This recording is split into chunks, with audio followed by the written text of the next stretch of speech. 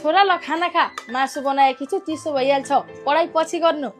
तर आमा, बुवा त आउनु भएको छैन।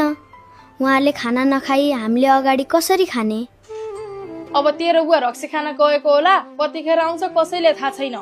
कति प्रतीक्षा गर्नु, छिटो खाना खा अनि पढाइ गर्नु। 10 मिनट पर्खिनु न आमा, बुवा आएपछि सँगै खाउँला। त आफै पर्खेर बस, मलाई त भोक लागिसक्यो, म त खान्छु। पछि मासु नपुगेपछि मलाई नभन्नु है। ठिक छ आमा, तिमीले खाऊ, तर एउटा कुराको जवाफ देऊ। भन्न, के कुरा हो? आजको मासु कसले ल्याएको हो? को ल्याउँछन् र? तेरै बुवाले ल्याएका हुन्। अनि त्यो पकाएको दाल चामल बजारबाट चाहिँ कसले किनेर ल्याएको हो?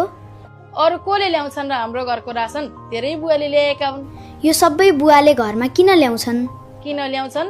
रासन नल्याएपछि तैँले के खान्छस्, मैले के खाने? आफ्नो परिवारको पेट पाल्नको लागि ल्याउँछन्। त्यसो भए जो व्यक्तिले आफ्नो परिवारको पेट पाल्नको लागि दिनरात मेहनत गरेर यो रासन ल्याउँछन्, आज उसैको पेट भोको राखेर हामीले अगाडि कसरी खान सक्छौँ? जे जस्तो भए पनि उहाँ हाम्रो बुबा हुनुहुन्छ, तपाईँको श्रीमान हुनुहुन्छ। हामीले नै बुवाको कदर गरेनौँ भने कसले गर्छ? जो पुरुषले आफ्नो परिवारको खुसीको लागि आफ्नो रहर चाहना सबै बिर्सिदिन्छन्, हामीले उनको लागि 10 मिनट प्रतीक्षा गर्न सक्दैनौँ? मैले त्यस्तो भन्न खोजेकी होइन छोरा, मलाई भोक लागेको थियो त्यसैले खाऊ भने कि। भोक लागेको भए पहिला बुवालाई हालेर राख्नुपर्ने, अनि आफूले खानुपर्ने।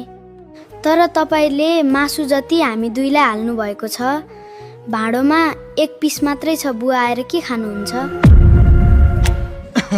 के भयो छोरा, के कुरा गर्दैछौ? केही होइन बुवा, कहाँ जानुभएको थियो? मेडिकलमा जराको औषधि ल्याउन गएको थिएँ। हिजो राति कामबाट आउँदा ढिलो भयो, पानीले भिजायो, त्यही भएर अहिले ज्वरो आएको छ। त्यसो भए बस्नु, खाना खानु, त्यसपछि औषधि खानुपर्छ। हुन्छ, तैँले खाएको हो? हजुर, मैले खाइहालेँ। यो भात तपाईँको लागि हालेर राखेकी छन् आमाले। बस्नु।